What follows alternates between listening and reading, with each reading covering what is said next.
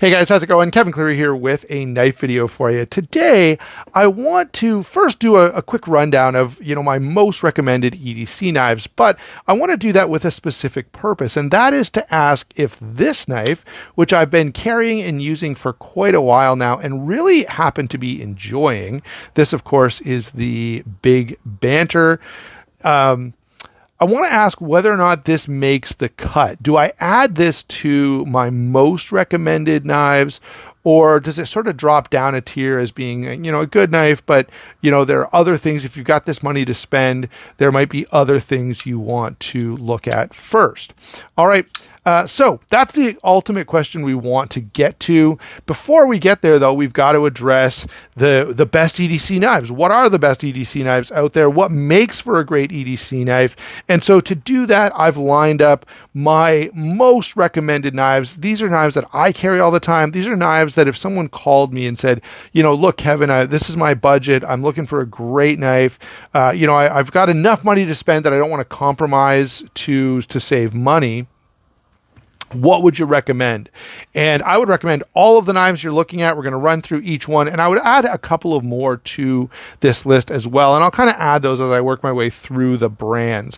Okay, so first of all, Cold Steel American Lawman. This is, of course, the CTSX HP version with a hollow grind. This is my favorite version of the American Lawman, and this is a really, really great knife. It feels good in hand, not perfect. It's very slim, which makes it really, really nice to carry, but not amazing in hand. It's good, but not great is maybe how I describe the ergonomics here. And yeah, easy recommend here for the American Lawman. Carries really, really comfortably. Code 4, same deal. Nice and slim, aluminum scales. Feels really, really good in hand. You can get a fair bit of work done with this.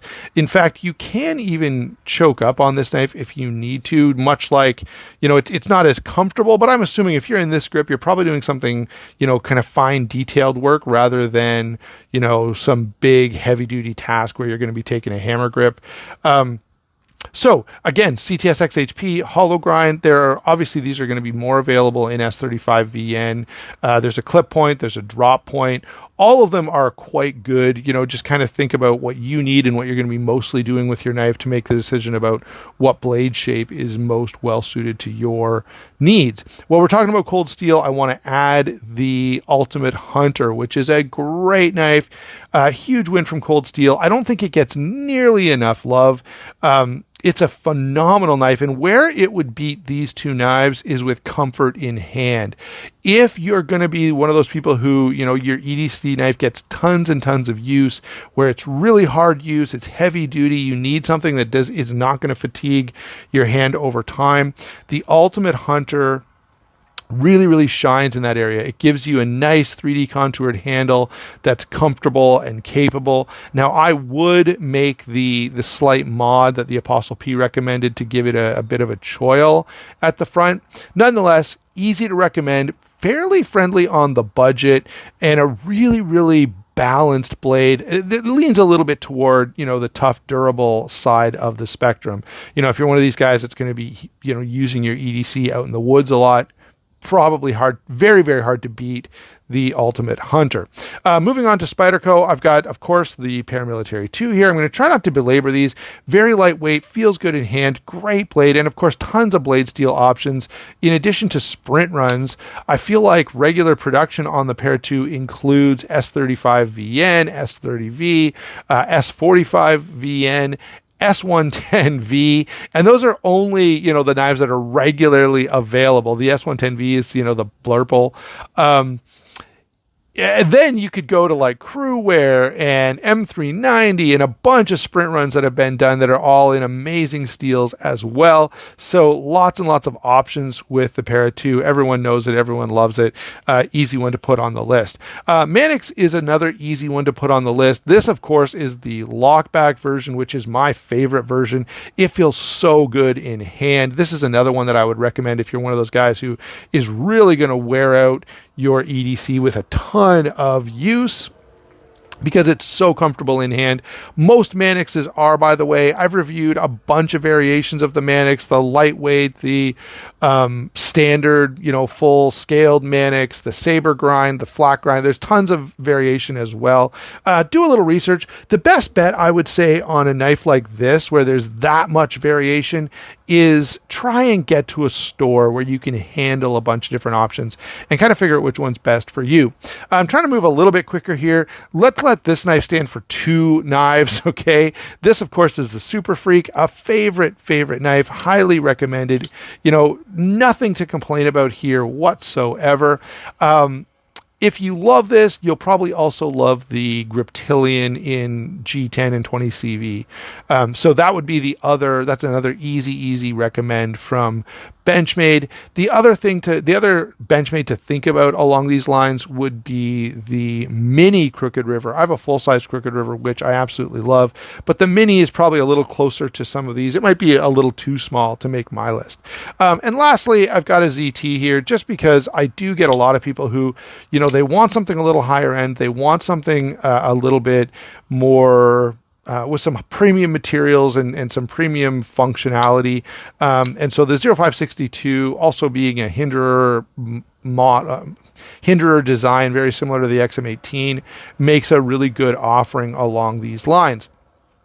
The other knife I should mention here, I think I forgot under the Spydercos, would be the Capara, another great Spyderco for EDC. No compromises in terms of materials or fit and finish or anything like that. All right, so that's going to be my short list. Yours might be a little bit different. If you want to put it down in the comments section, that is phenomenal. The next, question we have to ask is, I guess a general question: why are these so good? And here's the quick rundown of why I think these are so good. They all land in a really nice, comfortable size area where they're very carryable, very easy to have on your person all day, every day, without really interfering with your life in any substantial way. They're all big enough to get just about anything you can think of taken care of. They're all comfortable handles that can do a lot of work if the need were to arise.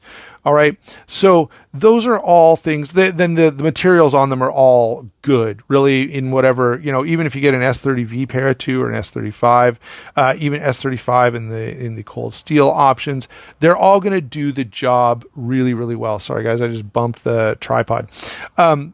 So because of that, I feel like all of these are pretty much no compromise EDC options. You're not really saying, well, I'd like to have this or I'd like to have that. It's pretty much going to do everything you need to do. So with those things in mind, let's go ahead and bring the Big Banter back into the discussion.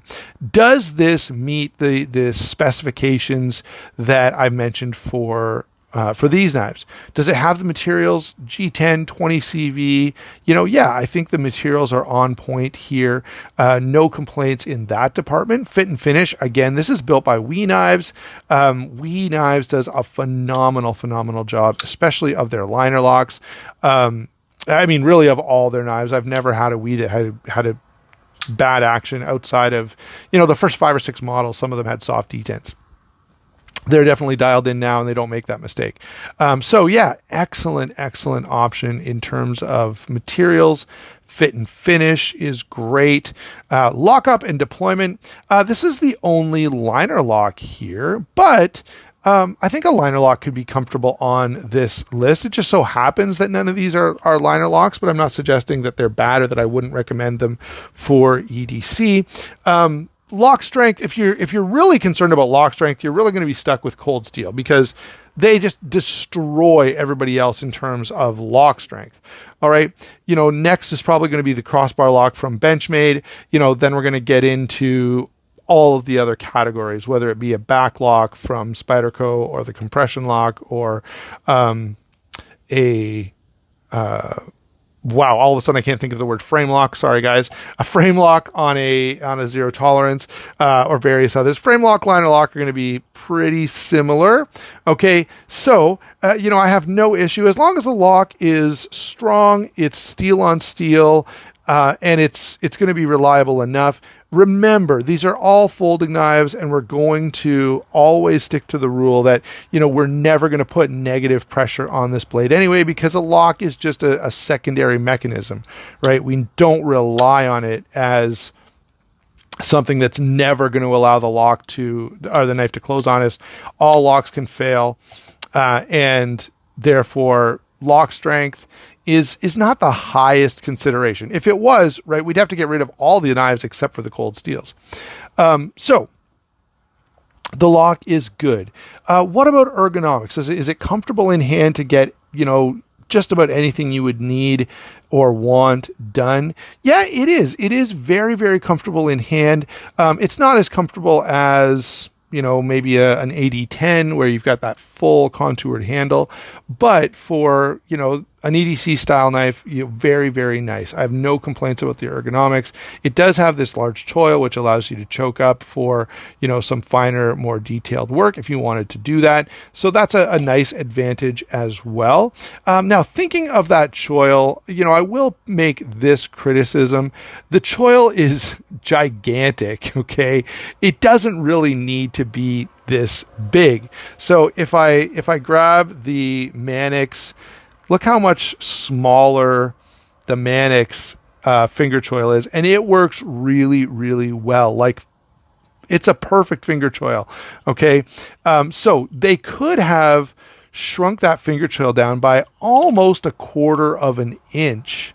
Maybe a big 1/8 of an inch there if you're taking a look at those side by side. We can do a similar thing with the Para 2. Right? That choil is much smaller and it works really, really well. All right. So yeah, the finger choil is a little over the top on this knife, and it does subtract from, one, I think the overall design a little bit. Two, it subtracts from the blade length. If this finger choil ended about where my thumb is right now, right, if it was just moved back that far, you'd get an extra 1/4 inch or so of cutting edge. All right, you'd still, wouldn't want to lose this really, really nice sharpening choil. It's well done. Okay, so there is really only that one hiccup in the design, and it's a pretty small hiccup, unless you do something where you absolutely must have extra cutting edge. And to compare, the American Lawman has a relatively small amount of cutting edge. Now, it's a smaller knife overall. Okay. But it's similar. And I have carried this and used it quite a lot. And you guys know, I often feel like I don't have enough knife when I'm carrying a smaller knife, but this doesn't make me feel that way at all. I definitely, have never had an issue, with reach on this, or with feeling like I've got enough blade to get the jobs done that I need to get done. So what do I say about this in terms of, does it measure up to these other knives? I think in general it does. The things that really the only thing that detracts for me from this knife is that giant finger choil. It is a little bit big. It does reduce the blade length a bit. The blade to handle ratio is not super efficient, but the same could be said about the American Lawman, about the Para 2. So, and they're still fantastic knives, and I have no complaints. This is on bearings. Now, most of these others are not going to be on bearings. In fact, none of them except the ZT. So that's a consideration on both sides. All right. Bearings do, it's questionable whether or not they'll perform as well over time as washers, especially in sort of adverse circumstances. But I've had to kind of eat my words on that. I've had a lot of bearing knives. I've had them for a long time, used them for years, used them in all kinds of environments, and never had this issue where the bearings get like gummed up and dirty and not functional. When I start thinking about some of the other knives here, there's probably a little bit of extra toughness that comes from washers, and that extra stability that you get from increasing the diameter of your bearing surface. Okay. So that's something, but that's a complaint that you could level at a lot of the knives on this list, including some others. Oh, you know what I didn't mention was the Shaman, which is, I don't know, it's not quite as nice to carry. And so that was the main reason I didn't put it on, but that's a complaint I have about the Shaman. Really, really little washers on there. Okay. So in my mind, if we're doing this, let's say I'm doing this video again in 5 years, I think pretty much every one of these knives, as well as the honorable mentions that I've made of the Kapara and the Ultimate Hunter and the Griptilian, I think they're all still solidly on the list. Am I still just as enthused about the Big Banter? Nah, probably not. So, is it a true modern classic? I don't quite think it reaches that level. There's a lot of positive regard for Ben. He's a great guy. He's done a great job.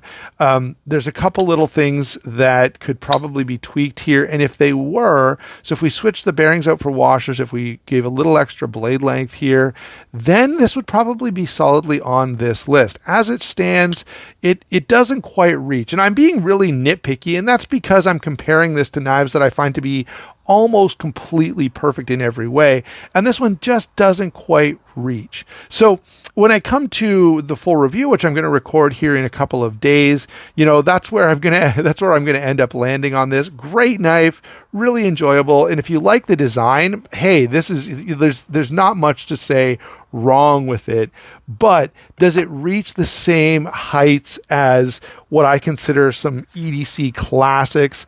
Probably not quite there, but close. All right, thanks a lot for watching. Don't forget to like and subscribe. If you disagree with me, I'd love to hear about it down in the comments below. Many of these knives in general, have come from White Mountain Knives, and so if you want to go over there and check it out, you can save yourself 10% by using my discount code SHARPSTUFF. There are other channel sponsors as well, Blade Ops and DLT Trading, and I do have affiliate associations with them, and so if you use that affiliate link, that's a huge help to the channel. Thanks a lot. We'll talk to you soon.